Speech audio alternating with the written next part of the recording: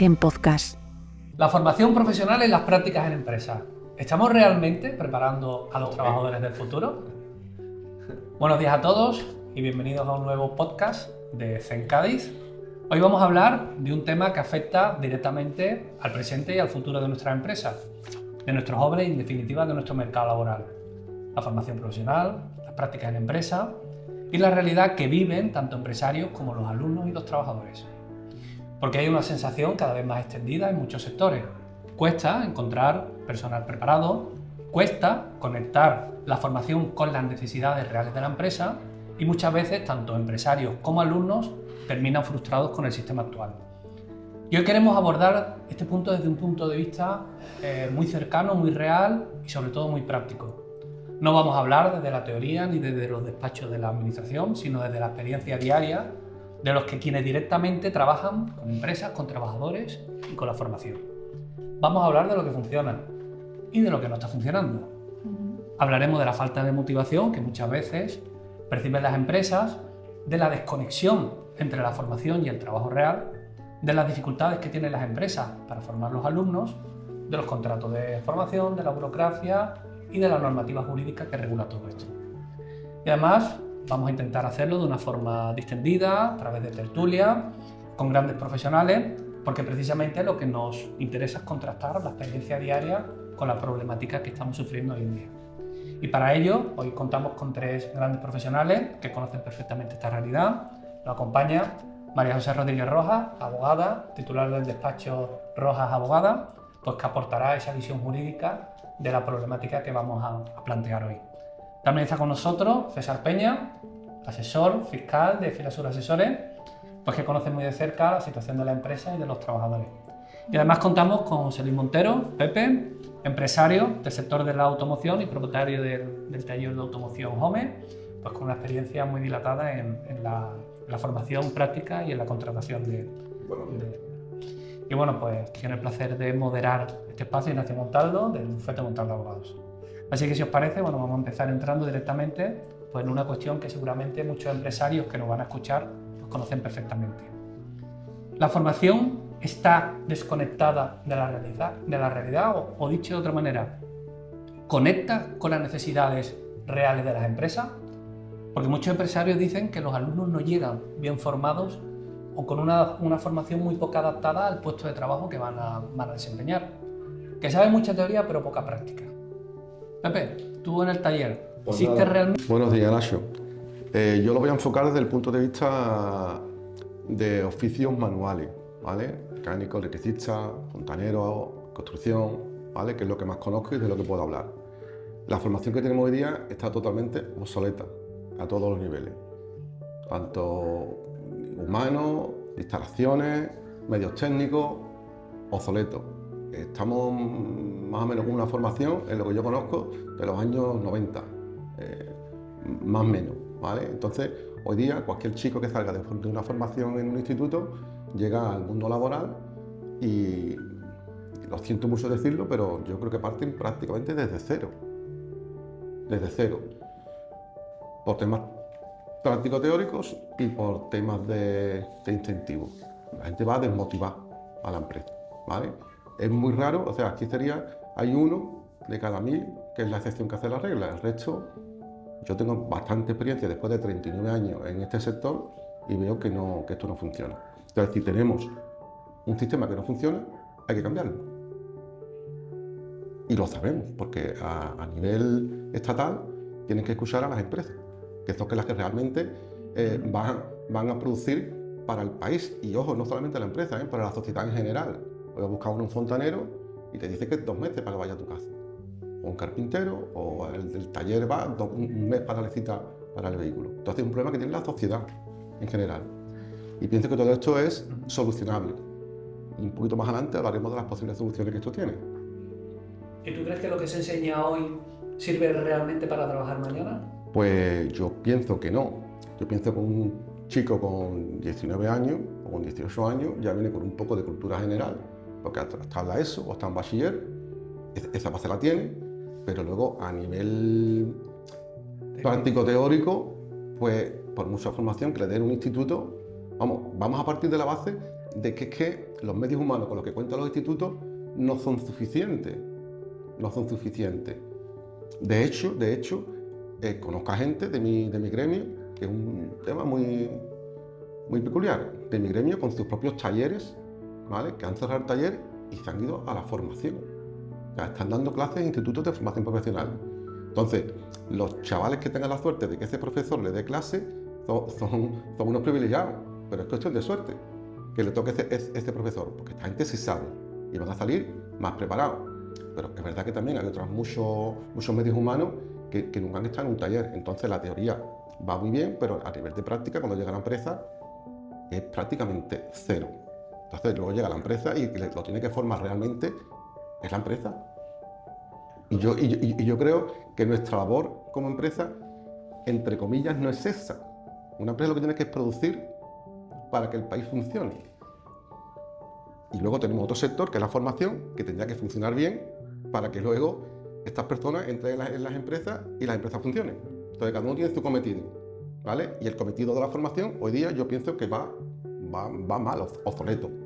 Y esto hay que cambiarlo. El paro juvenil no se quita porque no hay gente formada.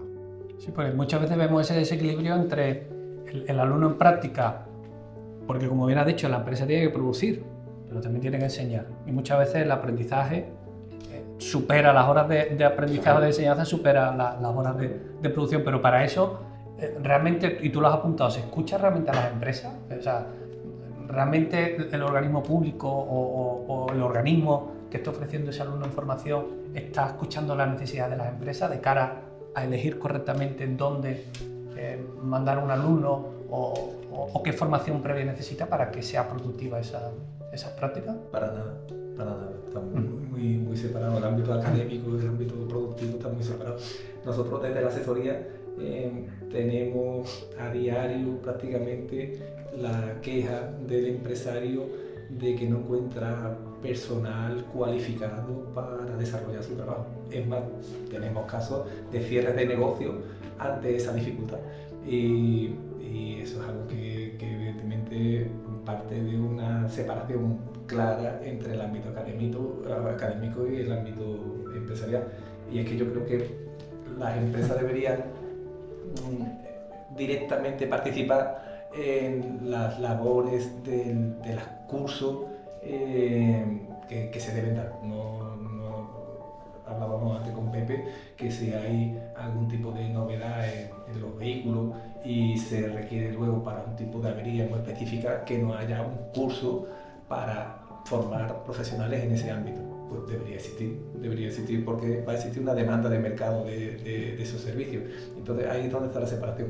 Entonces desde hace muchos años, que tenemos cierta edad, la FP siempre fue como el patito feo de aquellos que no podían acudir a la universidad. Entonces, como estaba muy demonizado el tema de los oficios, pero hoy en día pues tienes un problema en casa con un atasco y no encuentras a un fontanero, tienes un problema en el vehículo y no encuentras un taller, con lo cual realmente hay una separación entre lo que creíamos correcto con lo que realmente necesitamos como sociedad. Y yo creo que ahí sí que deberíamos todavía mucho camino por recorrer. Y sobre todo, hablando con ese tema, podemos entender, o quizás se puede percibir que la formación incluso estaba más lento que los avances tecnológicos.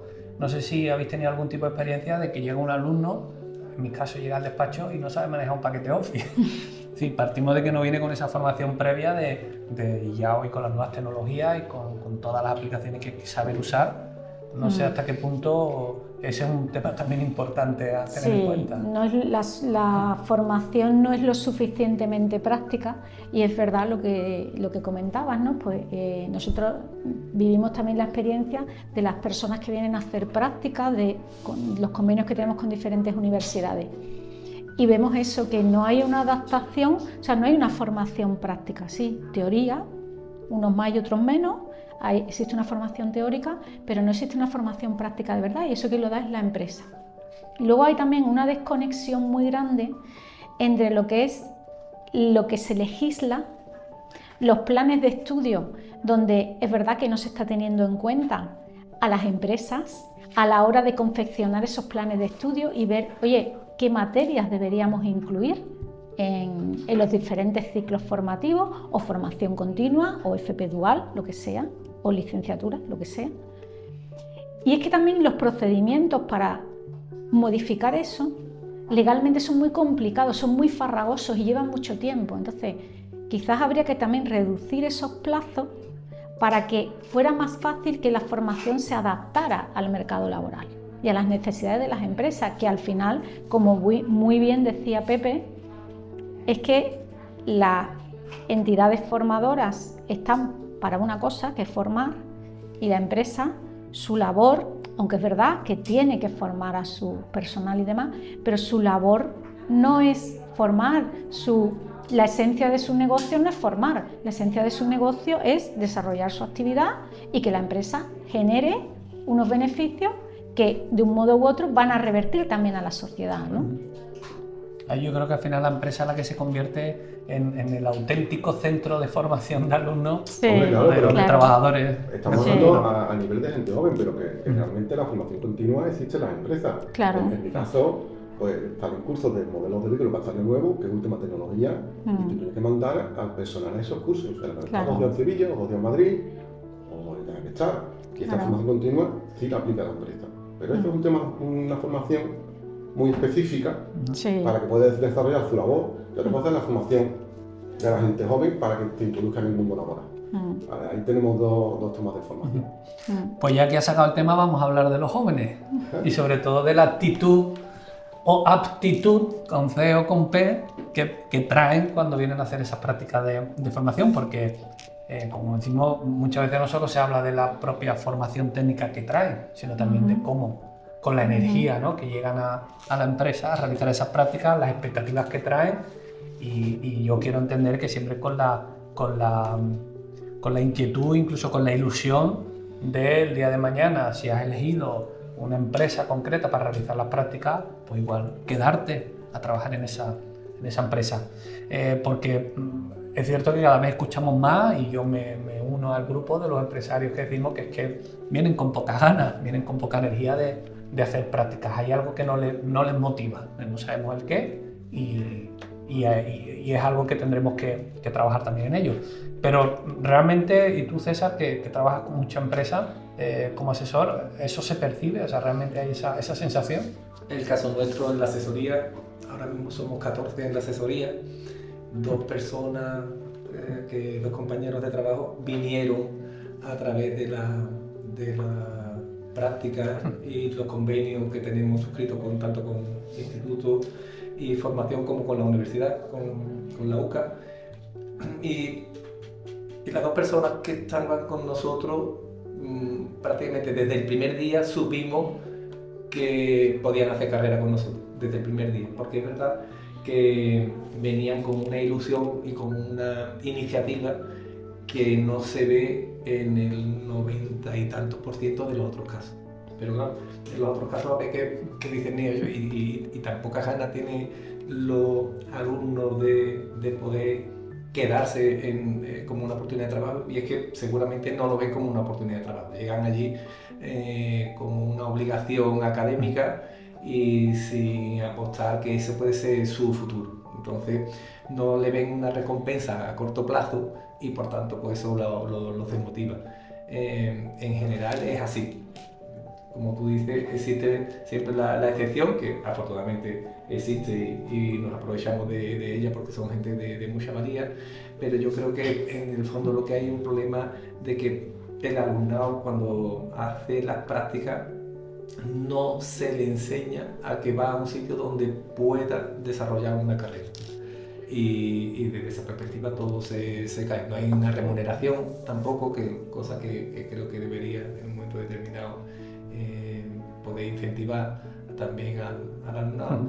Y por parte de la empresa muchas veces tampoco está habilitado técnicamente para hacer un seguimiento del alumno, no tiene a una figura de tutor claro, con las funciones claras que debe desarrollar, y eso también puede provocar en el alumno un cierto desazón. Pero es verdad que en general vemos poca actitud con fe, ¿vale? los horarios son muy estrictos, nadie está un minuto más de lo que debe, a pesar de que tiene una tarea a medio hacer, y eso te dice mucho un poco de las ganas de esa persona por desarrollar su tarea. Hay poca comunicación también con el empresario o los otros compañeros de trabajo. Cuando un alumno llega a las 9 de la mañana y a las 12 todavía no ha dicho ni una sola palabra, entendemos que seguramente estará haciendo una tarea muy posiblemente incorrecta, más que lo está haciendo seguramente todo bien. Y también falta esa comunicación en ambos sentidos, ¿vale? No siempre es culpa del alumno. Pero sí es verdad que no es fácil encontrar gente motivada en este ámbito. Ahora hablaremos del incentivo económico, que creo que es un punto interesante que debemos de tratar, pero antes sí que me gustaría plantear, ¿pero el problema entonces de los jóvenes o del sistema? Porque es cierto que, a ver, yo creo que los que estamos sentados en esta mesa venimos de la cultura del esfuerzo, que no digo que no la haya, pero hay una cultura de esfuerzo, la obligación antes de la devoción y hay que trabajar, tenemos esa cultura del trabajo, la llevamos en el ADN. Eso ha cambiado, yo lo percibo. Yo, como tutor del máster de abogacía de la UCA, continuamente van viniendo los que se van a incorporar al mercado laboral para ejercer como abogados. Y yo lo que percibo es que ponen mucho en valor su tiempo, ¿vale? Y que quizás nosotros nos hemos descuidado de eso. Ojo, que yo no lo critico, simplemente que es una nueva visión y una nueva perspectiva. Ponen en valor su tiempo y su descanso, y me parece perfecto, y ya os digo, quizás es un defecto que tenemos nosotros que tendríamos que mejorar en ese punto. Pero entonces, ¿la sociedad actual está penalizando la cultura del esfuerzo? Es lo que tú comentabas, los jóvenes que vienen a formarse realmente no son conscientes de que tienen ahora un periodo de formación, de prueba, de esfuerzo para ponerse a prueba, valga la redundancia, y de demostrar sus capacidades. Bueno, yo quiero partir una lanza por la gente joven. Yo creo que tenemos en nuestra juventud gente que es muy solidaria, gente que es muy responsable, gente que tiene ganas de luchar, pero es verdad que tienen otros valores que a lo mejor no teníamos nosotros. Esa cultura tanto del esfuerzo y del sacrificio, ellos no la tienen tan arraigada, pero porque venimos de momentos históricos diferentes. Yo te cuento la experiencia en mi despacho. Nosotros tenemos convenios con diferentes universidades para que hagan prácticas en el despacho. Y es verdad que detectamos gente pues que a lo mejor lo ve, como ha dicho César, como un mero trámite. Pero nosotros, ¿qué hemos hecho para suplir eso? Hemos hecho procesos selectivos muy exhaustivos. Y entonces intentamos, con ese proceso selectivo tan exhaustivo, detectar realmente quién tiene interés. Y se le habla muy claro, se le hace una entrevista a la persona que viene a hacer práctica y se le deja muy claro que viene realmente a aprender y a que ese periodo sea como una experiencia lo más asimilable, lo más similar posible a lo que luego va a ser el desempeño en el mundo laboral. Y yo tengo que decir que la gente joven que ha venido a nuestro despacho siempre se han comportado de forma excelente, siempre han sido muy responsables y dentro de sus capacidades pues lo han hecho lo mejor que podían. Pero claro, es evidente que no van a poder hacer todo al 100% porque no tienen la experiencia. Tienen conocimientos, algunos, bueno, unos más consolidados que otros, pero esa parte práctica, y no sé si en las demás empresas ocurrirá lo mismo, pero tú y yo sabemos que en el mundo del derecho, el día que acabamos la carrera, nos miramos y decimos, ¿y ahora qué? Si yo no tengo ni idea de nada. Correcto. Y es que es verdad que es así. Hace falta esa parte de transición que cada vez pues, se está dificultando un poquito más por las exigencias y la frontera que hay tan estrecha entre lo que es un becario, lo que es un contrato de formación, lo que es incluso también se da en los despachos los falsos autónomos. Bueno, pues vamos lidiando como podemos con Hay que eso. buscar ¿no? el equilibrio. Hay que buscar el equilibrio, siempre respetando los derechos de esas personas, ¿no? Esto que tú dices es curioso, el tema de las prácticas en empresas o formación en empresas. Hay gente que lo tiene más claro y gente que lo tiene menos claro. Yo ahora tengo por ahí un chico en práctica y cuando llego con su profesor, lo voy a contar porque yo creo que hay que contarlo. Como está el muro está en la calle de que las empresas se aprovechan de la gente que va en práctica, que de qué tal, que cuál, ¿no? Pues yo voy y le digo muy sencillamente, delante de tu profesor, el niño puede tener 20 años, 21, el profesor tiene 24, esta es la historia. Y le digo, mira, tú vienes aquí para un tema de práctica, ¿vale? Las prácticas son para ti. Yo ya sé lo que tengo que saber para hacer mi trabajo, tú no. Entonces yo voy a poner mis instalaciones, los vehículos de mis clientes, las herramientas y lo más importante, mi conocimiento. Entienda en que tú lo aproveches, porque no es para mí, es para ti. O sea, si tú vienes con alguna historia en la cabeza de que aquí van a intentar aprovecharse de ti, no vayas a venir a hacer las prácticas, porque realmente aquí lo que estamos volcando conocimiento para ti, para tu futuro, no para el mío. No para el mío. Si tienes ese concepto claro, te vienes a hacer las prácticas. Si no lo tienes claro, no te vayas a venir. Sí, Y esto es lo que hay. Es que esto es lo que hay. Porque realmente las prácticas te les dan una oportunidad real del mundo laboral real para que amplíes tu conocimiento y luego puedan meter la cabeza en el mundo laboral con ciertos conocimientos y puedan elegir dónde quieren trabajar. Porque esto es una jungla. Entonces, el que esté más preparado y funcione mejor tendrán más oportunidades en el mundo laboral. Entonces, temas de práctica, además es que yo creo que esto ya tiene que venir con conciencia desde el instituto, de la universidad, que a donde van es para que intenten empapar todos los conocimientos que puedan. Si esto se diera todos los días con toda la gente, yo creo que esto funcionaría mejor. Bueno, en fin, hay cosas que hay que ir limando, y hay conceptos que hay que inculcarle a la gente, no digo joven, a la gente nueva, que no esté introducida en el mercado laboral, ya tanto para oficios manuales como para cualquier tipo de oficio. Y yo creo que es verdad que ya como hemos dicho lo que funciona mal, habría que ver qué es lo que opinamos para que esto funcione bien. Porque realmente es a lo que venimos, a ver si podemos aportar algo a la sociedad, a la clase política, al que esté mandando, uno u otro, pero que hagan caso a la empresa. Entonces vamos a intentar proponer algún tipo de solución para esto. Yo quería hacer un inciso en algo que ha apuntado Pepe y que creo que es importante ponerlo en valor. Y es que las empresas que facilitan que en sus instalaciones se realicen prácticas no están obteniendo un beneficio que no sea el aportar algo a la sociedad. Porque realmente a las empresas que admitimos a personas en práctica nos cuesta el dinero, porque formar a una persona es un tiempo que le estamos dedicando a esa persona. Si lo quieres hacer bien, esa persona se merece también que le dediquemos el tiempo que precisa para que esas prácticas sean efectivas y realmente aprenda. Y es que nos olvidamos muchas veces de que el tiempo es dinero. Y tenemos que ser conscientes de eso. O sea, la empresa no ganamos, no nos lucramos cuando decidimos hacer práctica. Estamos haciendo una labor social.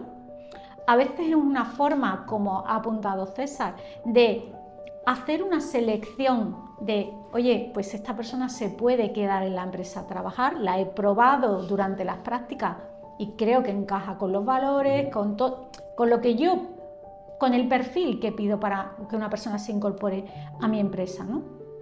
Entonces, eso también hay que dejarlo claro y que no es las empresas se aprovechan de la gente que está en práctica, no. Esa empresa está invirtiendo también, o sea, eso creo que también hay que ponerlo en valor, que hay que ser justos y valorar tanto una cosa como la otra.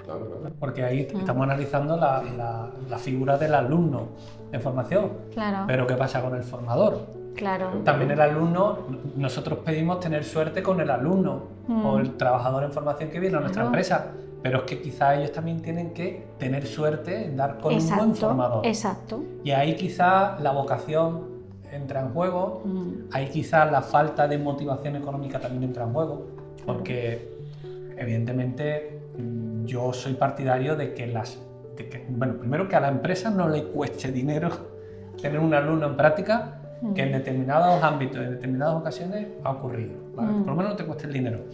Tampoco te digo que sea una contraprestación alta, pero un incentivo económico quizás las empresas deben de tener.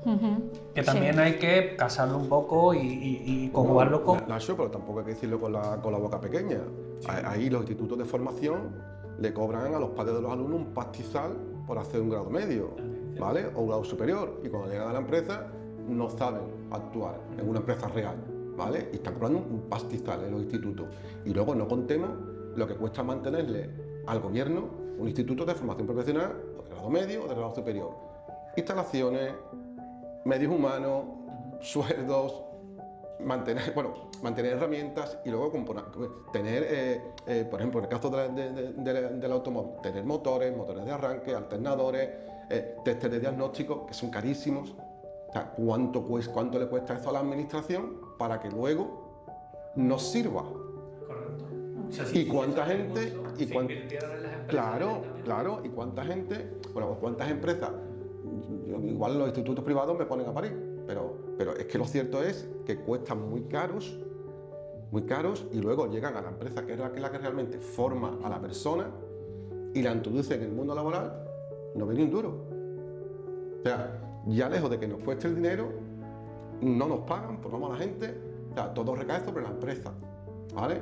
Y ya te digo, que si hubiera mucha gente formada, ¿vale? Habría trabajo para todo el mundo, porque hay trabajo. Y esto se revierte en la sociedad. Que no nos creamos que tienen que salir súper preparados para que la empresa empiece a producir de momento, ¿no? Y ya la empresa gane mucho dinero. No, esto no es lo cierto. Lo cierto es que hasta que se hace un profesional, a la empresa le cuesta unos pocos de años. Y si vienen sin una base, yo entiendo que vienen sin base, pues entonces al que les cuesta el dinero es a la empresa. Y vuelvo a repetir, ya tampoco la cuestión económica, porque nos cuesta el dinero, ¿vale? Que también es porque en tiempo hoy día no tenemos tiempo para aguantar esta situación. Esto tiene que ser ya darle una solución de choque, como cuando la piscina se pone verde y va el cloro de choque para ponerla bien. Pues igual, esto hay que hacer algo ya inmediato para que se inunde el mercado laboral de profesionales. Y ahí están las soluciones, porque ya te digo, lo que esto le cuesta al Estado, podría invertirse en la empresa. Se puede invertir en las empresas y si quiero ir un paso más en incentivar a los chavales. Y estamos hablando de la formación, no de los contratos de formación, que esa es otra historia. Vamos a hablar de eso. Claro. ¿Incentivar económicamente a un alumno de formación sería positivo? Hombre, es que es fundamental. Más incentivo que trabajar y aprender un oficio. Es fundamental. El chico va al instituto y está desmotivado, escuchando el nombre, ¿vale? Que le está enseñando un motor de arranque. Y al final los chavales se desmotivan. Si hay 30 alumnos, habrá 10 que estén más motivados y 20 que no lo están, ¿vale? Entonces, a estos 20 hay que meterle en el cuerpo la motivación. Damos de instituto, prácticas directas en los negocios, en las empresas. Y se le da un incentivo económico al chaval. Porque yo creo que hay que dárselo para que esté motivado. Ojo, motivado, siempre y cuando cumpla con unos requisitos. Puntualidad en los horarios, y luego hacerles unos tests o exámenes prácticos teóricos, ¿vale? Y si lo va aprobando, que tenga su incentivo económico, que lo debe de tener, ¿vale? Por supuesto, a costa del Estado. O sea, si todo lo que nos ahorramos en mantener institutos lo invertimos en los chavales, yo creo que sería un acierto. Creo que sería un acierto. Es más, con el montón de ayudas estatales que hay a todos los niveles, para que la gente no sea vulnerable o tenga un nivel de vida, una calidad de vida, por lo menos que puedan comer, si a estos chavales no les empezamos a enseñar cómo funciona el mundo laboral y no están incentivados. Pongo un ejemplo muy claro. Hace 2 décadas las compañías de teléfono nos regalaban los teléfonos. Venga, hay teléfono, todo el mundo con teléfono, ¿vale? Fueron muy inteligentes, nos metieron en vena el teléfono. Y llegó un día y dijeron, ya no regalamos más teléfonos, hay que comprar los teléfonos. Todo el mundo compra teléfono. Y al precio que lo pongan. Y lo pagamos. O sea, antes nos han metido en vena el teléfono y ahora ya no hay más vena gratis. Ya el que quiera que lo pague. Pues esto es igual. Tú coges a un chaval y le metes dinero en el bolsillo durante 2 años de formación, ¿vale? Y ya este chaval con dinero en el bolsillo puede salir con la novia, puede irse un día a tomarse una cerveza, puedes echar la gasolina al coche, te puedes ir a comprar un pantalón, una camisa, le puedes hacer un regalo a tu madre, el día de la madre. Después de 2 años, ese chaval lo que quiere es trabajar, porque ya tiene un estatus económico, pequeñito, porque es de formación, pero ya se ha visto con dinero en el bolsillo durante 2 años. Tú le quitas eso a un chaval y ese tío va a trabajar. Este tío va a trabajar porque ya lo tiene metido en vena. Y es la única manera de que esto empiece a funcionar. Si no están desmotivados, que les echamos la culpa a los chavales que están desmotivados, que no quieren trabajar, que no quieren estar, que no, pero porque están desmotivados. Es lo que decía tú antes, María José. Venimos de otra generación, con otra historia, y ahora pues hay que cambiar tercio.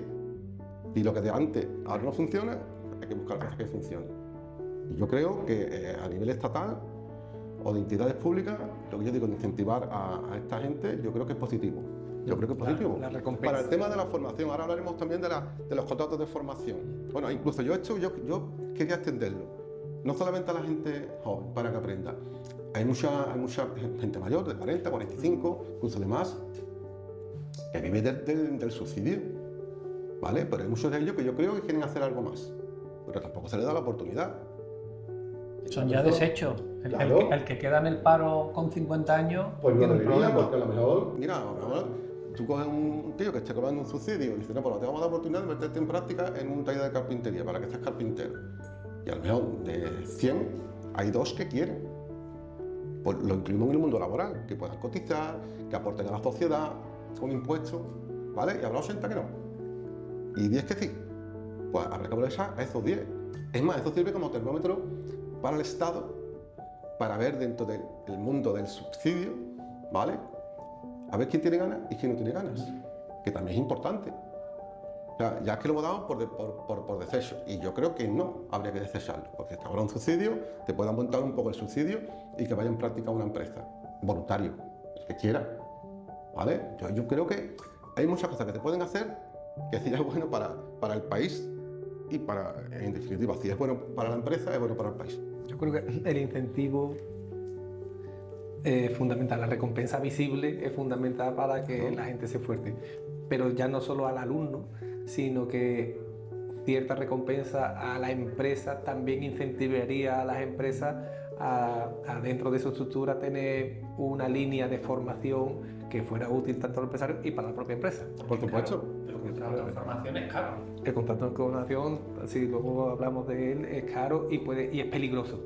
El problema del contrato de formación es peligroso porque puede, a toro pasado, pues suponer un problema económico para la empresa. Y nos ha pasado a nosotros. ¿No? Si quieres, abro ese melón, pero Y además no vale.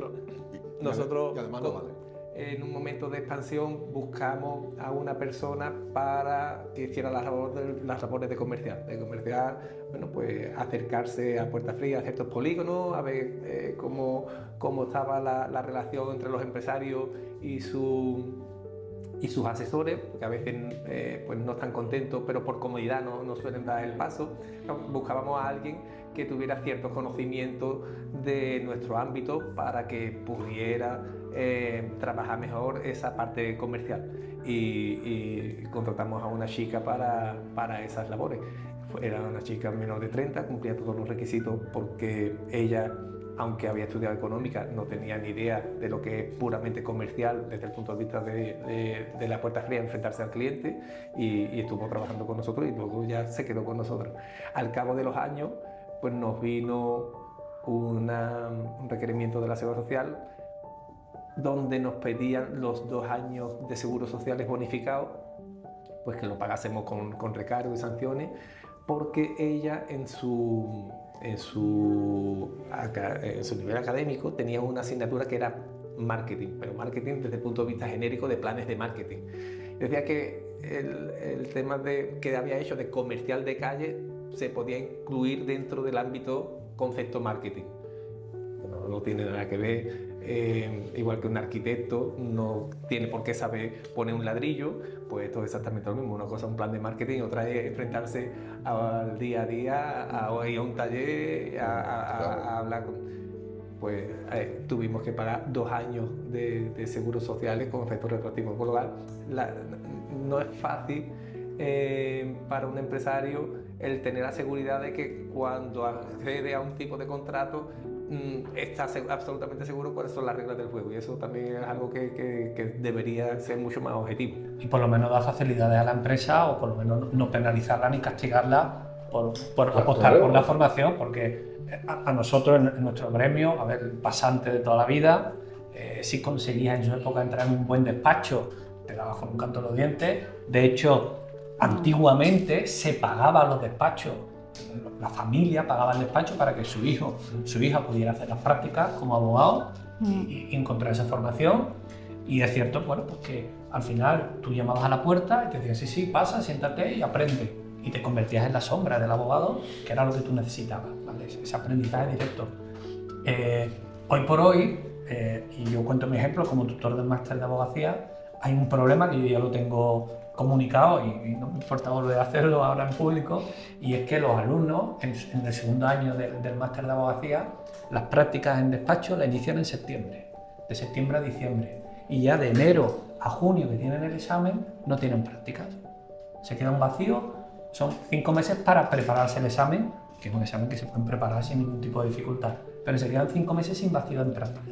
Una de dos, o invertís el periodo de prácticas para que sea el último momento, o que tengan las prácticas durante el curso, el segundo año completo, que lo pueden compaginar perfectamente con la preparación del examen. Es más, esas prácticas son las que le ayudan después a sacar con un resultado positivo ese examen, y se quedan en ese vacío. Entonces, yo siento como los que vienen al despacho durante esos 3 meses, y quiero pensar que disfrutan de las prácticas, que se lo pasan bien y aprenden mucho, me piden poder continuar hasta mayo, pero sin un soporte, sin un contrato de formación, es que no podemos.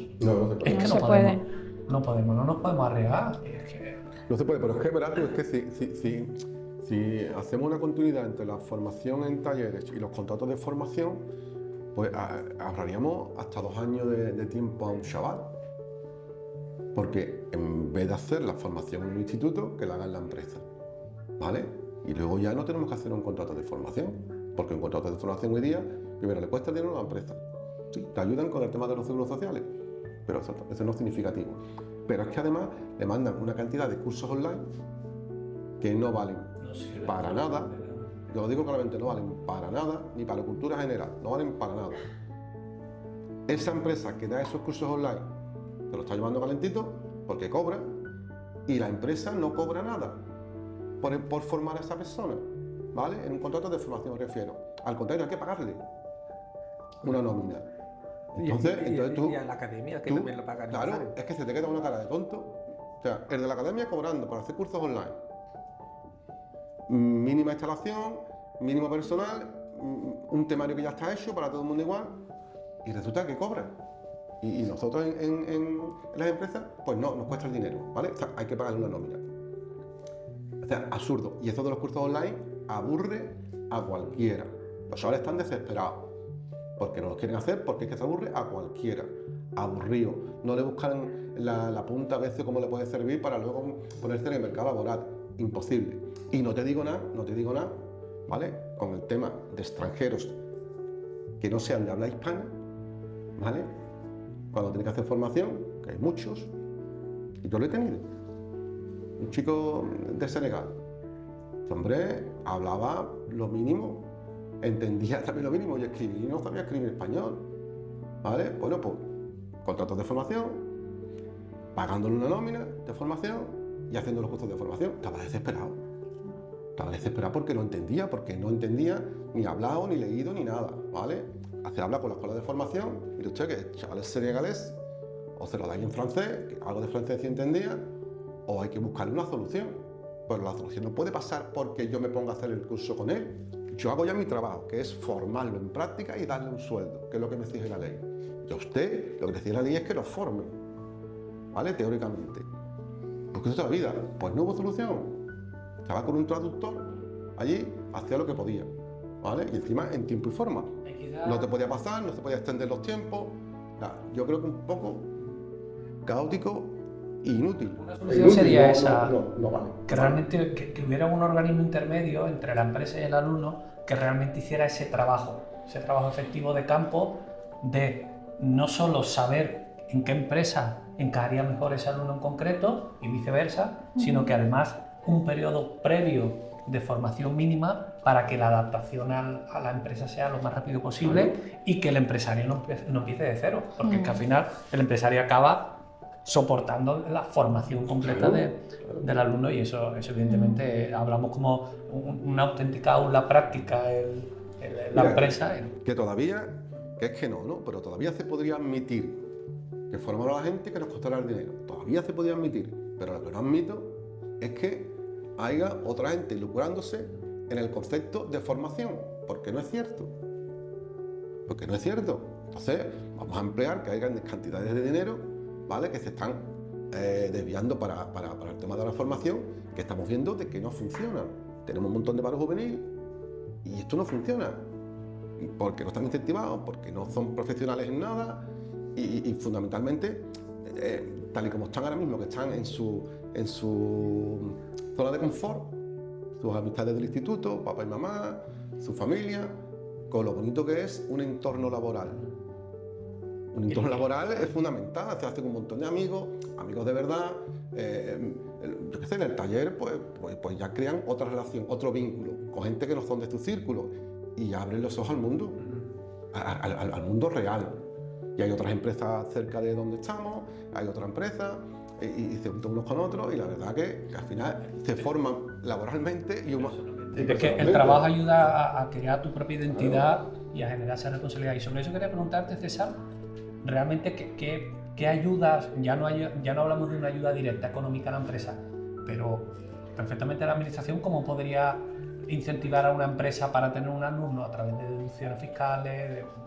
Ahora mismo lo que hay es las bonificaciones en los seguros sociales, como bien ha dicho Pepe, pero eso es insuficiente. Es decir, la empresa debería tener algún tipo de incentivo a la formación como ayuda directa, no ya en la bonificación de los seguros sociales y más con el riesgo de luego que te puedan revisar esas bonificaciones.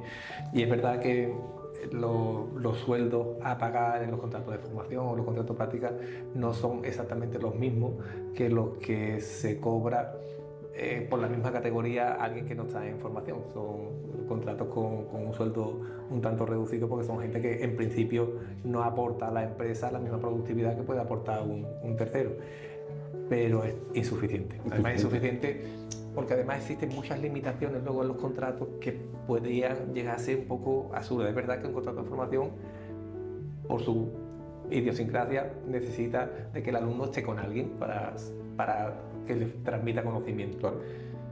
Pero es que no puede estar solo. Eso, claro, de que tenga que estar con alguien en algo genérico a que no pueda estar en ningún momento solo, ya es un salto importante. Teníamos un caso de una inmobiliaria que tenía un chico en formación y además bastante viable la solución porque ambos se nutrían, tanto la empresa como el chico, que tenía un carácter comercial muy bueno. Pero ¿qué pasa? Que el autónomo, pues cuando tenía que hacer una visita fuera del local, si no podía llevar a este chico porque por razones X razones, y la dejaba en la inmobiliaria, en ese momento estaba corriendo un riesgo. Si en ese momento cogían a este chico solo, pues todo el contrato, todas las bonificaciones se venían. Entonces hay ciertas limitaciones que no parecen lógicas con el día a día. O el tema de los horarios, a partir de las 10 de la noche no pueden, aunque ahora se ha intentado flexibilizar un poco, pero a partir de las 10 de la noche no podían. Y el mundo de la hostelería, y más aquí en la zona de Cádiz, pues muchas veces necesitan que esa persona esté precisamente formándose a las 10 y 10 y media, a las 11 de la noche. Claro. Son limitaciones que por ahí debería flexibilizar. Porque aunque sobre el papel no pueden desempeñar un trabajo como tal, ¿no? Pero es que la manera de aprender es precisamente trabajando. Y quizá ese alumno o esa persona en práctica, el hecho de estar solo en la oficina, que ya para el propio empresario dejarlo solo en la oficina es un riesgo, el simple hecho de estar solo, de no tener el respaldo de nadie, de atender a un cliente de forma directa, de poner en práctica todo lo que ha visto, todo lo que ha escuchado, esa respuesta, esa relación directa con el cliente, ponerla en práctica. Eso es súper importante y parece una tontería, pero el coger un teléfono, el hacer una primera atención telefónica, el saber gestionar, el atender un cliente, Eso lo tienes que Pero aprender. eso sí, tú lo acabas de decir, la única manera de aprender es trabajando, ¿vale? Porque con la formación no puedes dejar al tío solo que trabaje porque no va con el contrato. Por eso digo yo que se incentive económicamente a la persona, ¿vale? Para que vaya acorde el tema de trabajar para aprender y está incentivado. O sea, irían los dos de la mano y por el mismo carril. Diferente es que tenga que trabajar, entre comillas, ¿vale? Para aprender y no tenga ningún incentivo. Si tú lo incentivas, es muy parecido a un contrato de trabajo. Usted viene a trabajar, es un profesional y se le paga un sueldo como acorde a lo que usted hace. Pues en práctica, pues lo mismo, o en formación. Usted viene a formación, va a trabajar para aprender, que es la única manera, y va a estar incentivado económicamente. Yo es que no veo tampoco la pega. No veo la pega. Las pegas son jurídicas. Claro. Y ya que estamos aquí dos abogados sentados en la mesa, vamos a empezar a hablar de ellas, ¿no? De las consecuencias legales y laborales tan importantes que hay, ¿no? Porque, bueno, muchas veces, además lo hemos hablado, las empresas actúan pensando que determinadas decisiones son sencillas, que se hacen por el alumno, que uno piensa que lo que está haciendo es ayudar, ¿vale? Y al final se está metiendo en un problema jurídico importante y tú ya antes lo has apuntado, César. Pero bueno, María José, sobre esto, cuéntanos un poquito. Ya hemos hablado de la situación, en nuestro caso, de los alumnos que hacen práctica en los bufetes, pero bueno, desde el punto de vista jurídico, repercusiones legales que tiene una contratación de un alumno. Riesgos, análisis, cuéntanos. Bueno, yo creo que es importante hacer incidencia en que muchas veces las empresas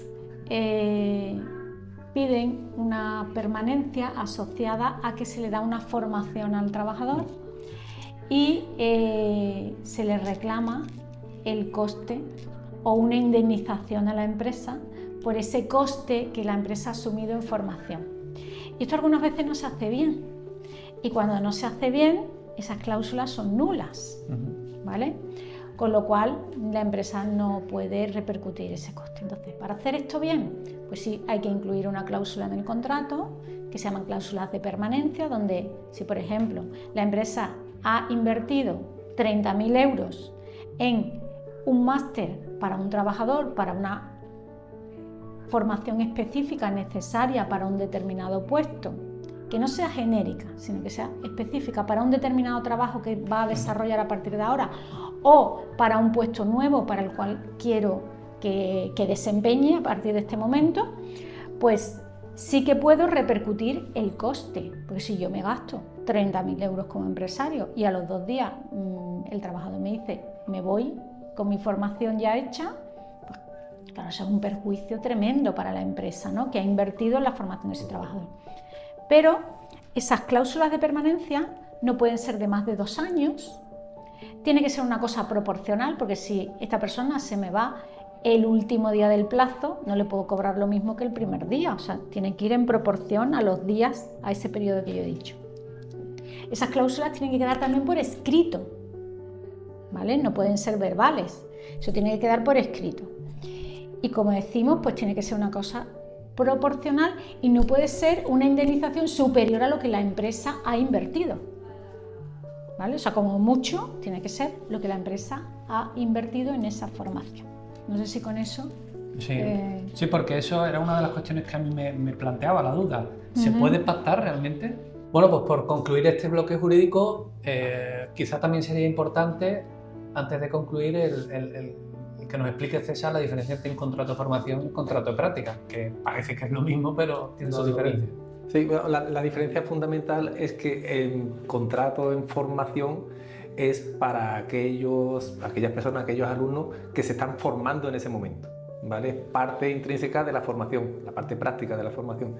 Mientras que el contrato en prácticas es para aquella persona, alumno, que ya tiene la formación y que quiere desarrollarla en el ámbito laboral. Entonces, en un caso ya tienen el título, en el otro caso aún no tienen el título. Entonces el contrato de formación está dirigido sobre todo a gente más joven, porque en teoría está dentro de la formación, con el límite normalmente entre 16 y 30 años, mientras que el contrato en práctica es para aquella persona que ha sacado el título con 3 años de antigüedad nada más. Solo tiene desde que saca el título 3 años para poder tener el contrato. Luego hay ciertas diferencias. En general el contrato en formación es está más bonificado que el contrato en práctica, pero por una sencilla razón, porque todavía la persona no está capacitada en teoría para generarle recursos a la empresa, y en el otro caso sí. Ya desempeña un puesto de trabajo algo más rentable. El problema que hay muchas veces es cuando el empresario pretende, por ahorro de coste, forzar el contrato a un contrato de formación, cuando realmente lo que tiene es una persona ya formada, que por edad es inferior a 30 años, pero que realmente ahí sí que entonces ya entramos en ciertas problemáticas, porque además cansa al trabajador con la obligación de hacer unos cursos que no le van a servir absolutamente de nada, y ahí empieza a haber problemas. Pero que también tenemos el caso en el despacho de intentar forzar a lo que no merece la pena. Pero sí que es verdad que son dos elementos totalmente distintos, ¿vale? El contrato en práctica es aquella persona que ya tiene el título, el contrato de formación es aquella persona que pretende sacarse el título gracias a la continuidad en la empresa. Bueno, pues yo creo que se han puesto muchas cosas encima de la mesa. La verdad es que ha sido un debate bastante interesante, me ha gustado mucho, pero antes de concluirlo, sí me gustaría que, ya que hemos hablado, y creo que se ha insistido mucho en lo que no funciona, vamos a aportarnos esa parte positiva, que consideramos o cómo consideramos que podría funcionar la formación de una forma más positiva. Y en este punto, bueno, me gustaría que me dierais cada uno una idea sobre una propuesta concreta sobre cuál sería la aportación necesaria. ¿Tú, María José? Pues mira, yo creo que habría que dotar de más, o sea, simplificarlo todo más, y dotar de seguridad, analizar la situación y dotar de seguridad jurídica tanto a las empresas, como bien apuntaba Pepe, esas necesidades que tienen las empresas, pero también, como decía César, también tenemos que proteger a las personas que se están formando, porque muchas veces hay situaciones de abuso. Entonces tenemos que ponderar muy bien que no haya abuso por ninguna de las dos partes y que ninguna de las partes esté desprotegida. Por otro lado, creo que habría que tener más flexibilidad para adaptar esa formación a las necesidades reales de la empresa, porque vivimos en un mundo en constante movimiento, entonces los planes de formación también se tienen que adaptar. Y desde ese punto de vista, pues creo que las administraciones deberían hacer un esfuerzo por agilizar los trámites para que fuera más ágil cambiar los planes de estudio, que fuera más fácil, que fuera más ágil, porque hace falta más rapidez para adaptarse a un mercado en constante movimiento.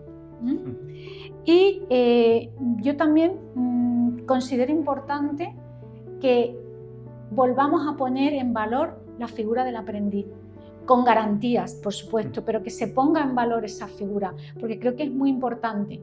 Y vivimos en una sociedad donde estamos hartos de hablar de inteligencia artificial, de avances tecnológicos y demás, pero nos estamos olvidando de que hay trabajo que es manual, que actualmente no se hace con inteligencia artificial, es lo que decía Pepe, un taller, un fontanero, la fontanería, la electricidad, placas solares, todo eso hay que instalarlo y hay que aprender a hacerlo. Entonces, esas personas tienen que tener una formación adecuada, práctica, como decía Pepe, pero también las empresas tienen que estar protegidas, que no nos encontremos con situaciones de inseguridad, como lo que nos comentaba César, de tener que devolver esas cotizaciones, o con empresas que fuerzan un contrato de formación cuando realmente no existe. El estatuto del aprendiz. Exactamente. Regularlo jurídicamente. Claro. Y sobre eso, César, ¿cuál sería tu aportación? En los casos de mayor éxito de la formación profesional en el ámbito laboral, normalmente hay ciertos tips que se repiten. Uno es el tema del incentivo tanto al alumno como a la empresa. Eso es fundamental, pero también lo es que son países donde la empresa tiene un papel fundamental en la elaboración de los planes de estudio. Entonces, los planes de estudio se elaboran en función de lo que necesitan las empresas, y eso es fundamental, eso aquí no se tiene. Y luego también una cultura en la empresa de que esa formación es una medida de recursos humanos. no es solo una labor social, sino que también es una manera de captar al talento. Pues igual que en el fútbol, los equipos, que a ti te gusta el fútbol, Nacho, los equipos que se basan en la cantera. La cantera tiene un esfuerzo, tiene un coste económico, pero luego te sale un jugador que ama tu espíritu, sabe dónde jugar, cómo jugar y a un coste más barato, ¿vale? Entonces, bueno, pues eso es un poco la idea que deberían tener las empresas. Entonces, tener un tutor que realmente forme a los alumnos, unas funciones claras para enseñar, y esa es la parte de la empresa. Y el alumno, hombre, pues el que tenga un incentivo, ya no solo económico, sino de que realmente vea que ese esfuerzo que realiza va a ser en función a su futuro laboral. Y querer formar parte de ese proyecto y cuidar la empresa como si fuera suya, que eso es todo un lujo, encontrar a un trabajador barco, el conseguir que llegue a la gente que no hay dos barcos, sino que todo el mundo va y que la cuide como si fuese suya, eso es un lujo. Y tú, Pepe, cuéntanos, ¿cuál sería tu...? Mi propuesta, pues viendo que lo que hay no funciona, hay que cambiarlo, ¿vale? Y mi opción para trabajos manuales muy específicos, como hemos repetido aquí anteriormente, temas de construcción, de carpintería, cerrajería, soldadura, mecánica, automoción, trabajo manual. Lo que hay no vale. Formación en empresas directamente. Incentivar a la empresa e incentivar al alumno. Y un chaval de estos en 2 años va como un cohete y está preparado para hacer el mundo laboral. O quedarse en esa misma empresa, que es lo que estamos buscando las empresas hoy día, ¿vale? Yo garantizo, digo ahora mismo que con este método, el tío que haga 2 años de formación en un taller de chapa y pintura se queda a trabajar, porque no hay pintores, no hay chapistas, o sea, hay una desesperación absoluta en el mercado laboral por no tener a profesionales. Solución de choque, formación directamente en las empresas, con incentivos, ¿vale? Y un pequeño matiz, que hay veces, tanto para estudiar una carrera universitaria como para la formación, los chavales hay veces que están un pelín perdidos. Entonces ayudaría mucho que a nivel estatal, ¿vale?, se evaluara a estos chicos y se les cogiera un poco de la mano a ver qué oficio tienen que coger. Tú puedes tener que le guste mucho la mecánica, pero luego manualmente no es un manita, es muy manazas y no vale para esto. Y a lo mejor la cocina no es lo que más le guste, pero tiene muy buena idea para la cocina, o buen paladar, ¿vale? Y el tío estaría enfocado... ¿En la administración? O ¿Del taller? Claro, a saber, ¿vale? Entonces, con este tipo de evaluaciones de desempeño, como decía antes María José, yo creo que sería importante que los chavales los tuvieran a la mano, porque yo creo que no son caros, hay muchas empresas que se dedican a esto, en Grupo C tenemos algunos, ¿vale? Y la administración podía echar mano de estas empresas para que orientaran un poco al alumnado, ¿vale? Yo creo que con estos 3 puntitos, yo creo que medio solucionamos el tema del mercado laboral para los jóvenes. Bueno, pues muchas gracias por vuestras aportaciones. Confiemos que este podcast lo vean las personas adecuadas, que son las que realmente van a poder poner en marcha estas propuestas, estas iniciativas. Nada, daros las gracias por compartir con nosotros vuestra experiencia, vuestra sabiduría, vuestro conocimiento sobre la materia. Y bueno, muchas gracias a todos los que nos han escuchado y nos vemos en el próximo podcast de Zen Cádiz. Gracias. Gracias.